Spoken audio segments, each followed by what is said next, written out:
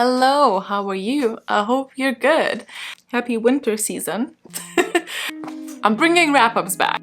We don't go the same places that we used to. For a little while, I kind of stopped doing them, mainly because I've not been reading enough to grant a wrap-up. It's something that I want to have for myself to look back at. I think that's something that I love to watch for others, so I think I'm bringing it back. I don't know, we'll see. Do you like wrap-ups? Let me know. The books I want to talk to you about are the ones I've read in November, mainly because that was my first TBR avatar. I will link it down below if you want to see that. But also I think literally one book from October, so technically October, November, but pretty much November. I really like talking about these and like worst to best or best to worst, and worst to best makes more sense because it's more fun and you'll end up on a, you know, end it on a good note. But at the same time, if I start with the negative ones, I feel like people, only the people who really care will watch till the end, and if I start with the negatives, I feel like that could possibly be a bad choice. So I'm gonna do it. Just before we start, a little ad break, I want to once again speak to you guys about Skillshare, today's video sponsor. Skillshare is an online learning community where creative people share their knowledge with fellow creative people. You can find pretty much any topic that you're looking for, whether that's creative writing, filmmaking, video editing, music, animation, marketing, literally you name it, it'll probably be there. The class I want to mention in this video is the one on product photo shoots. I found it a really insightful, little, really fast class on how to take a creative idea and prep for a photo shoot. This is not necessarily for products, but it is ideal for products. But if you're into Instagram or if you're into Bookstagram, I think this is an absolutely great class to give it a go. I will link that one in particular below in case you want to check it out. The fact that the classes are concise and to the point and informative is the main thing that always appealed to me, because I like to be efficient in things that I do for the most part. Skillshare is also affordable at less than $10 per month if you choose an annual membership, and it gives you unlimited access to all of the classes that you can and want to look at. As per usual, if you're not ready to commit straight away, you can access the free trial, and that's available through the link in the description bar for the first 1,000 viewers that will click it. Thank you to Skillshare for sponsoring this video. As I said, I will start from my least favorite and go to my most favorite. I have a full array of stars and ratings for you guys. I literally have every star. I have some 1-star reads up until 5 stars, which is really unusual because I really gravitate towards the middle of 2, 3, and 4s. Now, I know you guys are smart, but I still want to preface this that just because I really didn't like something doesn't mean that you can't, or that you wouldn't take something else from it and that you wouldn't find it beneficial.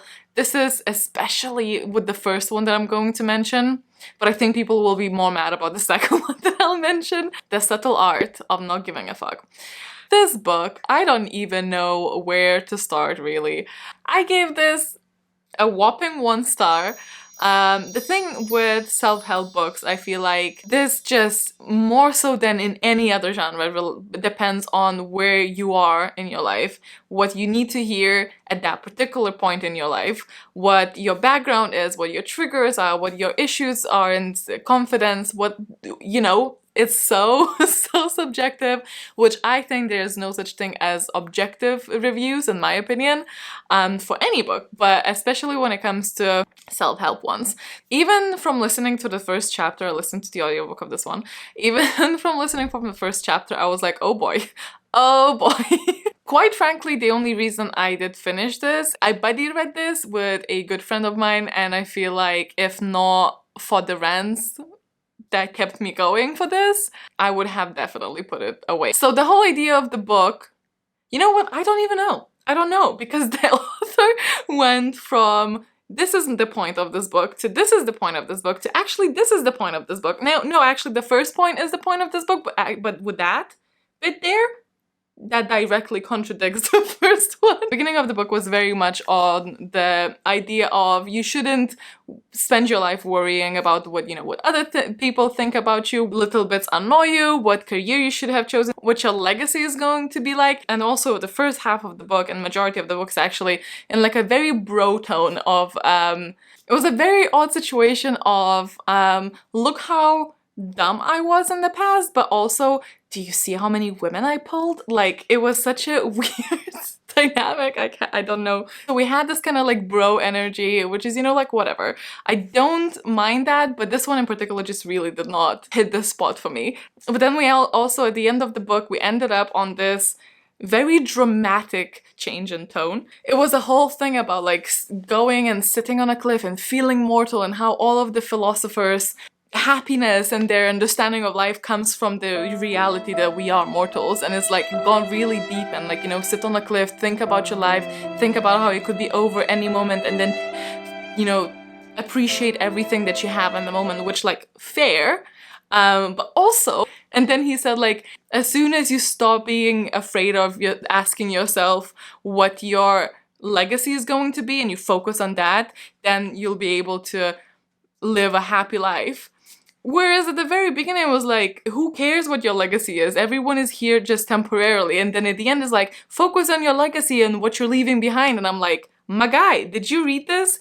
I'm so sorry, this is so ranty. He did a lot of like generational comparisons, which I thought it was ridiculous because there's not a lot of means to compare it accurately. There was a lot of things that kind of like bugged me a little bit as well, because it seemed like the guy is saying that everyone in the younger generations is like a snowflake. I don't even know, I think I might be in the same generation that he is. I'm a millennial. And whilst I understand that sometimes nuance is definitely lost because of the internet, and because of like the mob mentality and a kind of participation cookie and fake wokeness and whatnot, this came across more so as like, I am set in my ways and I don't want things to change and everyone is a softie. To me, it felt like the book was definitely like less so of how to deal with your feelings, but more so like, just don't feel things. It was such a weird experience, and there were so many things I ranted about. To say that it was not for me is putting it very mildly. However, I feel like I should have started with this. If you got anything from this, and obviously, you know, however long that audiobook is, like 6 hours or something, then it's so worth it. If you take anything away from the book, like even if you disagree with a lot of the points, if you take anything away from it, then it's worth it, because if you carry that and implement it into your life and you carry that with you afterwards, then, you know, that's amazing. I just didn't find a single thing. I will also mention that for like majority of the actual core points that he made, I agree with. I don't know if that's to say that there was a lot of insight from his point of view. I just think that it's something that's kind of like self-explanatory or like pretty basic, like of course. You know, when you hear something, it's just like, obviously. But even with those points, the way that he presented, the way that he made his arguments, I just found them so backwards and weird. They almost went against the point that he's making. So anyway, that one got a 1 star. Definitely not for me. But I didn't necessarily expect to like this one, unlike my next one, which ended up being 2 stars, and that is the League of Extraordinary Gentlemen. And I read this on my Kindle, and I genuinely skimmed probably even more than the half, and I was so disappointed. First of all, because it came really highly recommended from some friends that we have, and then secondly, because a lot of you guys said that it's one of your favorites, although I will say that a lot of you guys said that your favorite is the movie, not so much as the comic. So I will give it a go if you say in the comments that I should for this. So there were a couple of things that annoyed me a little bit. The artwork is actually really pretty for everything but people. I really didn't vibe with the art style, and I feel like it's totally a valid point. If you don't like the artwork, then it's gonna be harder to enjoy the story, because it's basically what I consider the atmosphere in the book. Normally in a novel, this is also a medium that the creators are telling the story through, and if you don't vibe with that and if you don't enjoy how it looks like, then it's harder to get into the story. And it was just not for me, especially, which again, I mentioned this in the vlog and I understand that it is a stylistic choice. Actually, I don't even wish anything. I just personally, I found it extremely distracting more so than anything. Like, I understand that mayhaps this is like a commentary thing, like I'm pretty sure it would be. But the women's waists were just so ridiculous. It was just so ridiculous. It was like in one scene, the waist that they did, like this big, literally goes in like a straight line up to your boobs. In some particular shots, it's literally thinner than her arm, and it's just so ridiculously distracting for me. I could not, whenever there was a woman in a scene, which was a lot of the time because it was basically told through her perspective, I guess, but it's not a first person. Apart from that, I just found the writing style as well not very engaging. I couldn't care.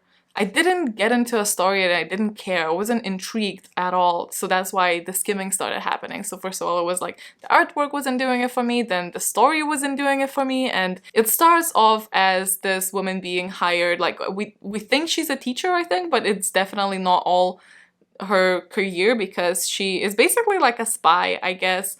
It starts off as her going into different places in the world trying to recruit some mysterious gentleman, I guess. It just moved too slowly for me. I liked the idea, did not like the execution, and I'm pretty bummed about this one, so please be gentle with me. But do you think I will enjoy the movie? Because I might give the movie a go. So that one got 2 stars, then the next one got 3, which is this. All Systems Red. This is a very short book. I think they're technically novellas. And this is following Murderbot, who gave this name to himself actually. And Murderbot is a robot, or an AI actually, that is like a military unit, right? Security unit. Damn, it wasn't that long. This is my October read. And he is assigned to this exploration crew that land on a different planet. However, what he hides is that during one of his previous missions, his government module was destroyed, which means that he actually has full autonomy over his actions and over his thoughts and everything. But he is obviously pretending to be still in the system because he fears that if people learn that he is pretty much fully sentient, they will, you know, destroy him or hook him back up. I loved Murderbot. I really enjoyed the humorous bits as well because there's quite a few. However, I felt that the plot was one of the weakest plots I've actually read in a while in a sci-fi book. I feel that it was extremely predictable, and because it was so extremely predictable, I also even expected something more at the end. And just didn't get it, so I was really kind of quite surprised by that. For the world building as well, I personally I couldn't really tell you much about it. I don't know what the systems are. I found a couple of bits confusing, but most of all I found just a lackluster plot. Plot was definitely, to me, the weakest point of this. I really didn't like that the end of this, the resolution, like you build up a little bit towards this conflict and then the conflict happens. I know obviously who won, someone won, and I know that they won, but how? I have no idea. And apparently I think there's gonna be in the second one, so I will probably read the second one, but I'm again a little bit disappointed because this was one of pretty much like 5-star predictions. I was really excited about sci-fi, is my favorite genre, and I don't know. I was a bit disappointed. I loved him as a character. Didn't really care about any other characters. I feel like the story was him, and even if that was fully the case, I just wish that I got more of him than all of the other stuff. And I say that even though this is like a super short book, it's like under 200 pages, and still, I still feel like there was too much filler for if this book wanted to solely focus on Murderbot. So if, again, I ask you guys if you've read the rest of the series, do you think I will get what I want? Like, is there more so of a plot happening? let me know. On Copile as well, if you're wondering, this got a 6.57. And just because I always get a question of what is Copile and what is the system I use for rating, I will link my video where I talk about it down below, and I also have a spreadsheet for you to use if you fancy. And number 4, we have another 3 stars of a book that, again, I thought was going to be a 5, but it wasn't this time, and that is The Midnight Library by Matt Haig. I read this for a prompt, I think was something like read a book of a favorite author, and I think I jumped too quickly after reading another book by this author and absolutely loving it, because this one, whilst having an extremely interesting and intriguing premise for myself, was a little bit repetitive and disappointing, I guess, but my disappointment, I think, stems still mostly from having such extreme high hopes for the book, because by no means did I hate this book. I still really enjoyed it. So the premise is also actually content warning for suicide and death in general. But the book is about our main character who is extremely depressed and considering suicide, which they then go through with. So that happens at the very beginning, and then she travels to the place that's called the Midnight Library. Each book in this library is actually a world, alternative life of hers if she's made different decisions in the past. Because every decision, no matter how small or no matter how big, will lead to a slightly different life. So basically multiverse.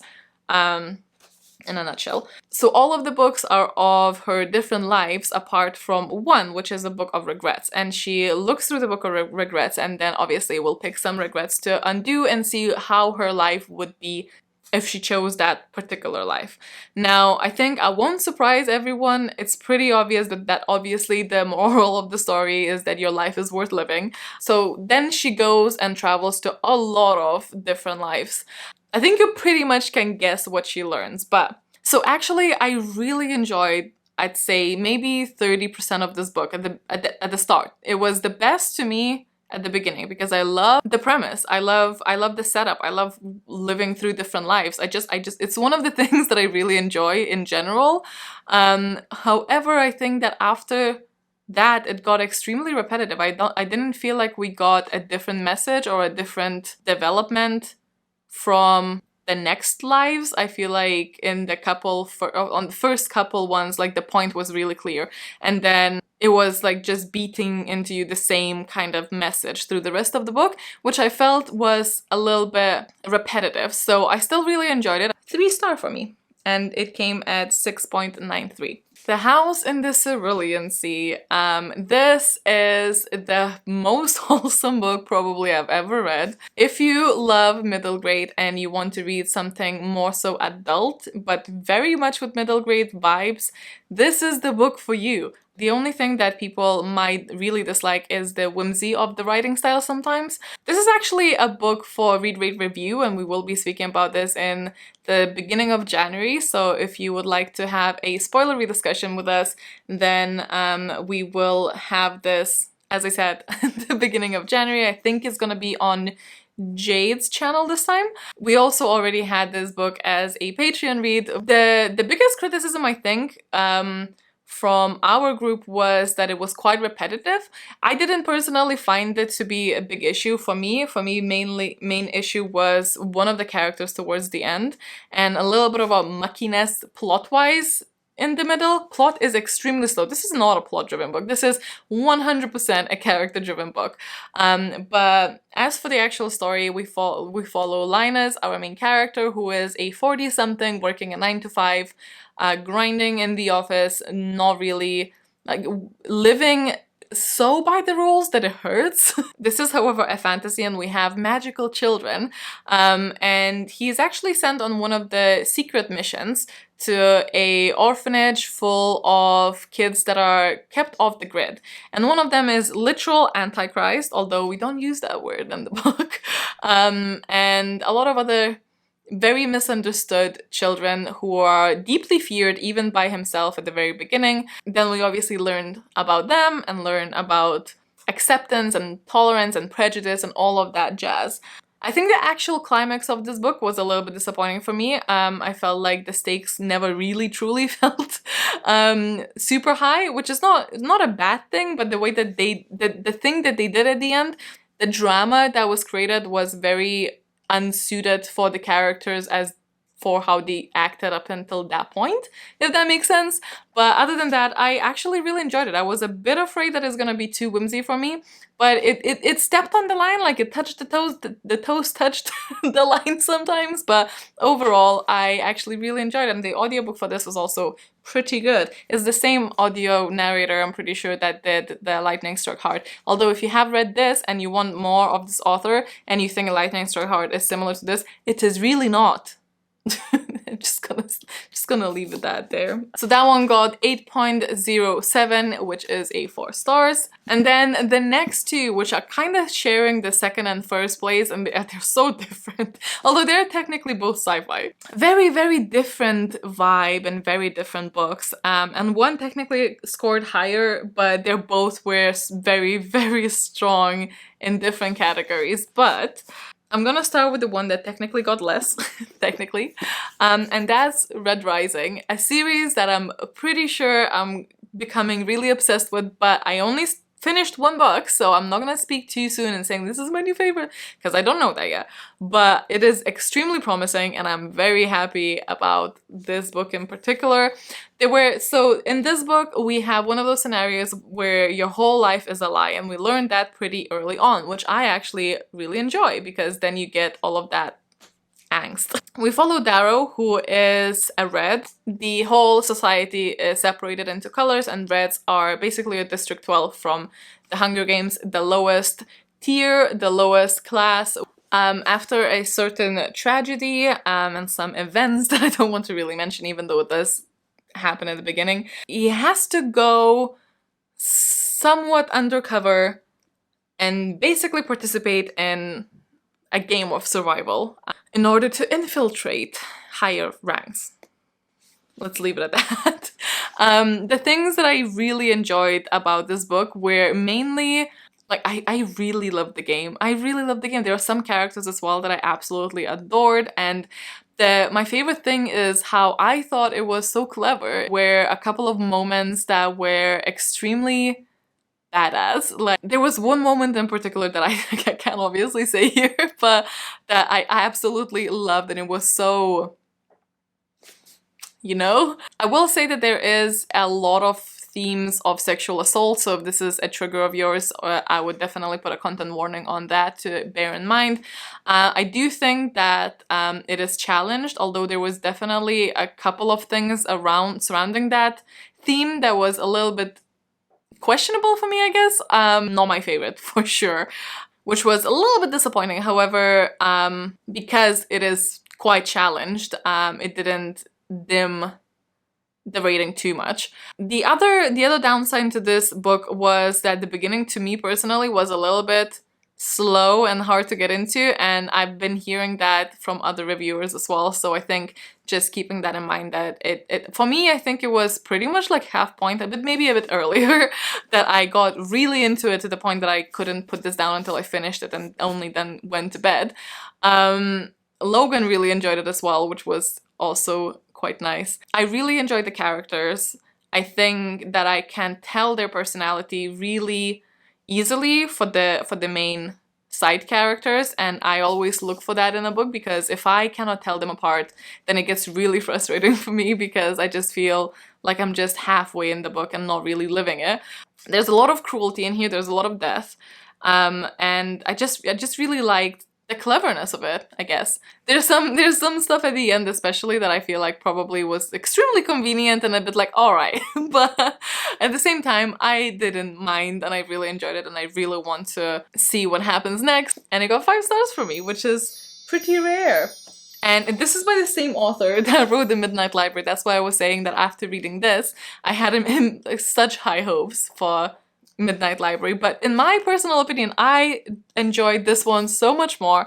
I enjoyed this cover to cover. I thought that there were so many amazing observations about humans, whilst also keeping it quite hilarious, because this is an alien impersonating a human on a mission to basically destroy everyone that was in contact with the person that he is tending to be, because that person found something, like had a breakthrough in mathematics that everyone basically deems humans not ready to have that information. And I mean, can you blame them? But this person, this alien is not really prepared to be a human, and he has to learn pretty much everything. Even though he learns at an extremely high speed, it's still quite jarring and weird. So there were definitely a lot of hilarious parts, there were definitely a lot of sad parts, and I loved the writing in this one so much. And this to me is a easy winner between the two. If you've read both of them, let me know what you think as well, and if you agree or not. But yeah, that's everything for the books. I hope you enjoyed. Let me know what was your favorite of the ones you read in November, and if you read any of the ones that I have, let me know if you share my opinion. If you have other thoughts, obviously keep it spoiler free, please. Thanks so much for watching, guys. Stay awesome, stay kind, and I'll see you in the next one. Bye!